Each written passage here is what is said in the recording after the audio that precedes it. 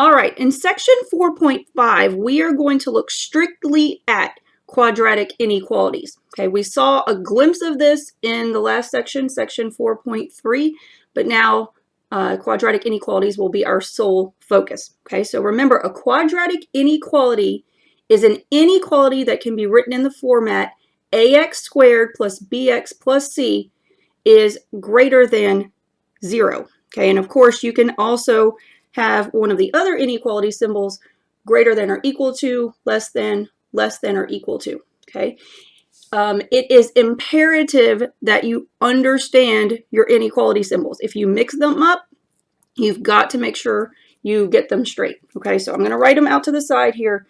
This one is greater than. This one is greater than or equal to.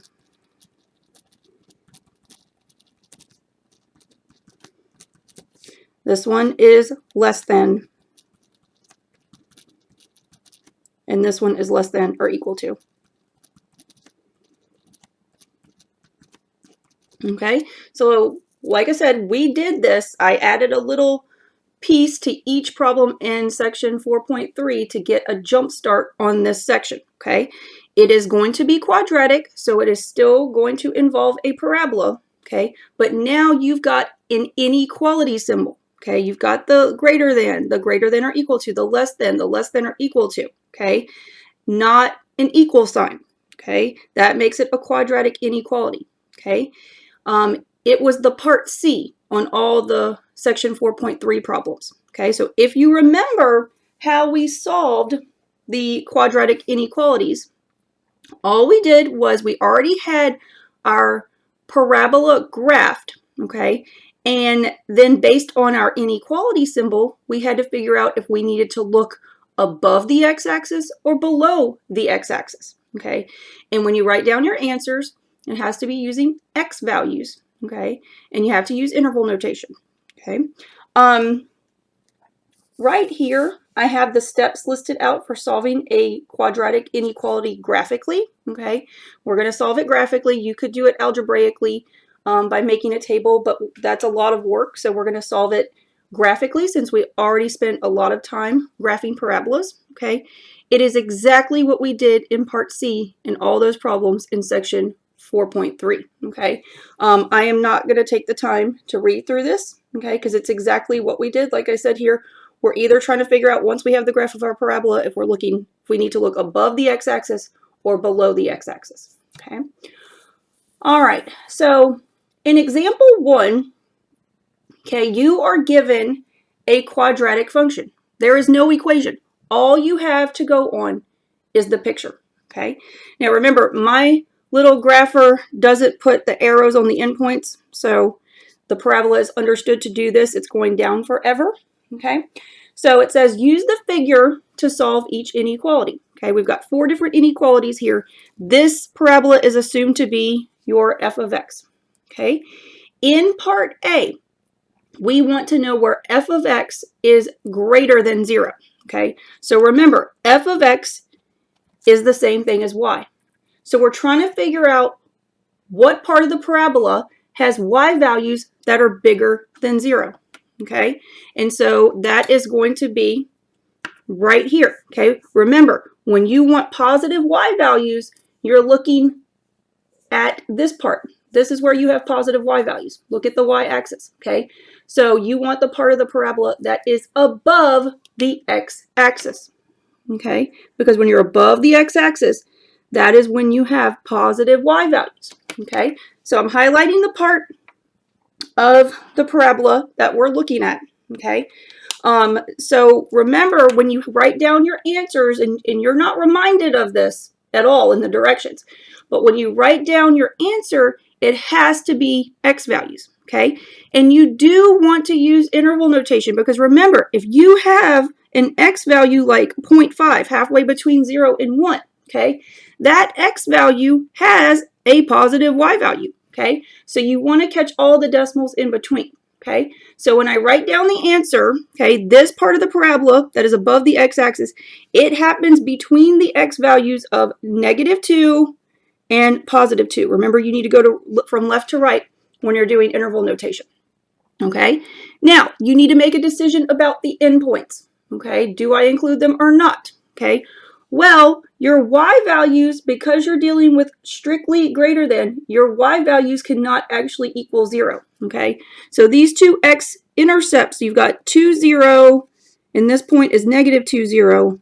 Their y coordinates are actually 0, and you can't equal, your y value cannot equal 0 in this inequality. Okay, so we don't want to include the endpoints because the x values negative 2 and positive 2 have y values that are actually equal to 0.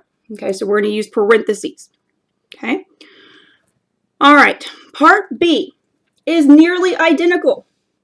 Okay, again, the only difference here is now our y values still have to be greater than 0, but now they can actually equal 0. Okay, so again, you're still looking for y values that are bigger than 0. They're positive. Okay, so you still want to be above the x-axis. Okay, so it's still going to be the x values. Your parabola is above the x-axis between the x values of negative 2 and positive 2. The only difference is now your y values can actually equal 0. Okay, so you want to go ahead and include those two x values that are the y-intercepts. Okay, so we're going to put brackets. Okay, that's the only difference between A and B. Okay, all right, so let me go ahead and highlight yellow here because we use the yellow piece for part B as well. Okay, all right, C and D, okay, same thing, but now our inequality symbol has flipped. Okay, so for part C, okay, we want to know where f of x, which is y, where our y values are less than 0. So where we have negative y values, okay, and again, negative y values, if you look at your y-axis, negative y values happen below the x-axis, okay? So we want to look at the part of the parabola that is below the x-axis, okay? So I'm going to color this in green. Okay, it's going to be these two parts of the parabola. They're below the x-axis, okay? So again, when you write down your answer, have to use interval notation, and you need to use x values over which this is happening, okay? So there's two separate pieces, okay, where the parabola is below the x-axis, okay? So I'm going to cover this up, and I'm going to look at this first part, okay, where your parabola is below the x-axis, okay?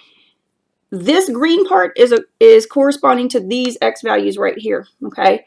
And remember, the graph keeps going down, so that's corresponding to x values way over here, okay? So if you go from left to right, it's going to be the x values from negative infinity up until this intercept, this x-intercept, which is going to be negative 2. Okay, so that's that first segment. Okay, and then the second segment, okay, let's look at it. Okay, this green part. All right, we're below the x-axis, okay?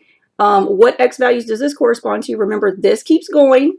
That's going to correspond to these x values. Okay, so go from left to right. This is an x value of 2, okay, to positive infinity. Okay. All right. So again, last thing you want to do is look at the endpoints, okay? Because this is strictly less than, okay, your y values cannot equal 0.